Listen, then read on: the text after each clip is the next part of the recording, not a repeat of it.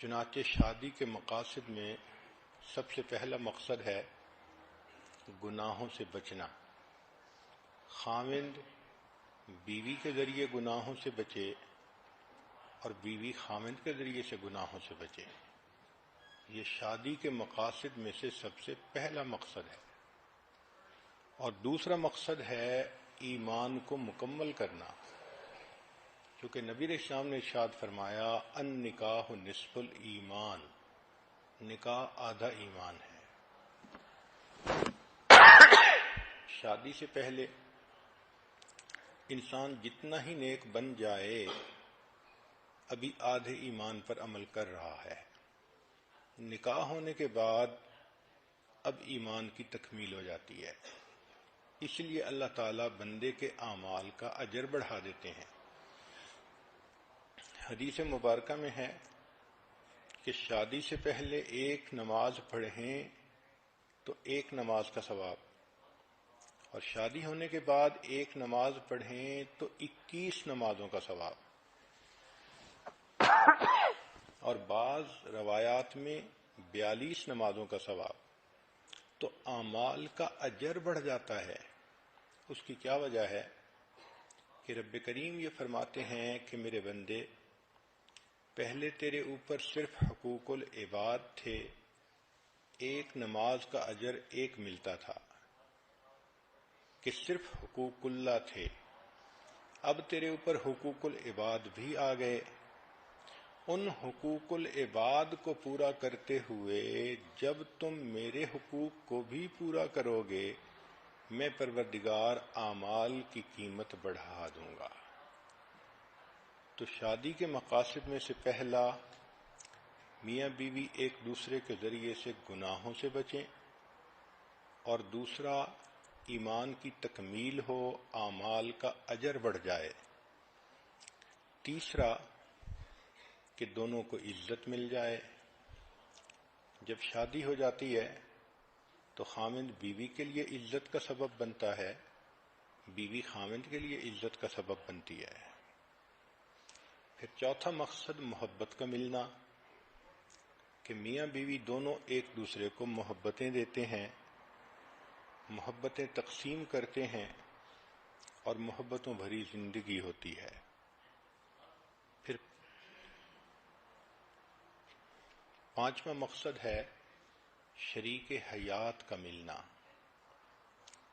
کہ انسان زندگی کا ساتھی پا لیتا ہے، زندگی کے حالات کے اتار چڑھاؤ میں کوئی اس کا اپنا ہوتا ہے، وہ ایک دوسرے کے ساتھ شیئر کر سکتے ہیں، وہ دونوں مل کر زندگی کے غموں کا بوجھ اٹھا سکتے ہیں۔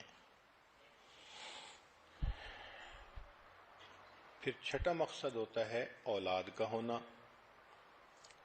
چنانچہ فطری خواہش ہے ہر انسان کی کہ اولاد ہو، اس لیے انبیاء کرام جیسی بزرگ ہستیاں بھی اللہ سے اولاد کے لیے دعائیں مانگتی رہیں۔ حضرت زکریا علیہ السلام نے دعا مانگی، رب انی وہن العظم منی واشتعل الرأس شیبا، اے میرے پروردگار، اتنا بوڑھا ہو گیا ہوں کہ میری ہڈیاں بوسیدہ ہو گئیں اور میرے بال سفید ہو گئے، لیکن ابھی بھی میں آپ کے درگاہ سے اس نعمت کے حاصل کرنے میں مایوس نہیں ہوا، میں ابھی بھی دعا مانگتا ہوں۔ تو دیکھو، بڑھاپے میں بھی انسان کی یہ تمنا ہوتی ہے۔ اسی طرح ہر عورت کے دل کی فطری خواہش ہوتی ہے کہ اللہ مجھے اولاد کی نعمت عطا فرمائے۔ اور ساتواں مقصد ہوتا ہے پرسکون زندگی گزارنا۔ اس لفظ کو سمجھنے کی کوشش کریں کہ آج کل ذہنوں میں یہ بات سما گئی کہ کوئی غم ہونا ہی نہیں چاہیے، پریشانی ہونی ہی نہیں چاہیے۔ ایک کافر کی سوچ اور ہوتی ہے، مومن کی سوچ اور ہوتی ہے۔ کافر یوں سوچے کہ کوئی پریشانی نہیں ہونی چاہیے تو وہ سوچ سکتا ہے، مگر مومن تو جانتا ہے کہ دنیا دار المحن امتحان گاہ ہے، اور اس امتحان گاہ میں حالات عدلتے بدلتے ہیں، کبھی اللہ خوشی دے کر آزماتے ہیں، کبھی غم دے کر، کبھی صحت دے کر، کبھی بیماری دے کر۔ تو حالات کے اتار چڑھاؤ کو ایکسپیکٹ کرنا چاہیے۔